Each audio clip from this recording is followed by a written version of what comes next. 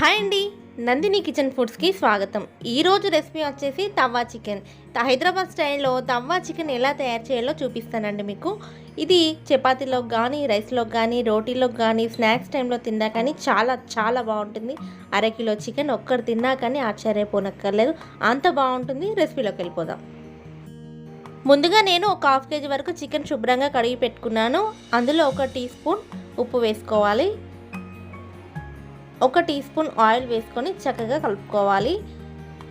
దీన్ని కలుపుకున్న దాన్ని ఒక 2 అవర్స్ వరకు నానబెట్టుకోవాలండి. నానబెట్టుకుంటేనే తవ్వా చికెన్ పర్ఫెక్ట్గా వస్తుంది. ఒక ప్యాన్ తీసుకొని దానిలో 10-15 వరకు ఎండుమిర్చి, ఒక మరాఠీ మొగ్గ, ఒక ఏలాచి, 4-5 లవంగాలు, ఒక బిర్యానీ ఆకు, కొన్ని మిరియాలు, కొంచెం సాజీరా వేసుకొని మనం వేయించేసుకోవాలి. వేయించుకున్న దాన్ని దీన్ని పక్కన పెట్టేసి అదే ప్యాన్లో 1 టీ స్పూన్ ధనియాలు, 1 టీ స్పూన్ కొబ్బరి వేసుకొని వేయించుకొని వీటిని మొత్తం మనం మిక్సీ పట్టేసుకోవాలి. ఒక మందపాటి ఇనుప పెనం తీసుకొని దానిలో 2 టేబుల్ స్పూన్ల ఆయిల్ వేసుకోవాలి. ఈ చికెన్ ఇనుప పెనం పైన మాత్రమే చేయాలండి, అప్పుడే చికెన్ చాలా చాలా టేస్టీగా ఉంటుంది. సన్నగా కట్ చేసుకున్న ఉల్లిపాయ ముక్కల్ని అందులో వేసేసుకోవాలి. 1 ఉల్లిపాయ సరిపోతుంది, దీనికి ఎక్కువ ఏం అవసరం లేదు.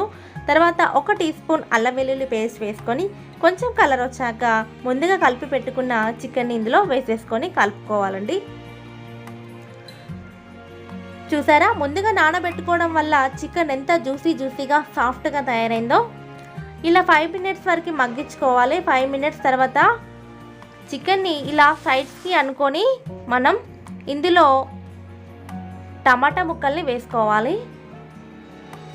ఒకవేళ మీకు టమాటా ముక్కలు వద్దు అనుకుంటే ఇట్లా దాన్ని మిక్సీ పట్టి కూడా వేసుకోవచ్చండి. ఇలా టమాటా ముక్కలు చికెన్ ముక్కలు కలిసిపోయేలాగా కలుపుకోవాలి. 1 టీ స్పూన్ సాల్ట్ వేసుకోవాలి. ముందుగా చికెన్లో సాల్ట్ వేసి కలుపుకున్నాం కాబట్టి ఇప్పుడు 1 టీ స్పూన్ సరిపోతుంది. మిక్సీ పట్టుకున్న మసాలా మిశ్రమం మొత్తం చికెన్లో వేసుకొని కలుపుకోవాలి. దీనిలో స్పైసీనెస్ మొత్తం ఎండుమిర్చిలోనే ఉంటుంది. ఒకవేళ మీకు స్పైసెస్ ఎక్కువ కావాలనిపిస్తే ఎండుమిర్చిని ఎక్కువ యాడ్ చేసుకోండి. ఇలా మధ్య మధ్యలో వాటర్ చల్లుకుంటూ ఇలా కలుపుకుంటూ చికెన్ని ఉడికించుకోవాలి.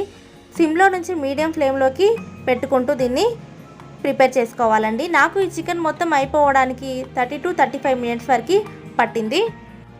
చివరిగా ఒక నిమ్మకాయను పిండుకొని కొంచెం కొత్తిమీర యాడ్ చేసుకొని దింపేసుకుంటే సరిపోతుంది. ఎంతో టేస్టీ అయిన హైదరాబాద్ తవా చికెన్ రెడీ అయిపోయిందండి. మీకు కూడా నచ్చిందని అనుకుంటున్నాను.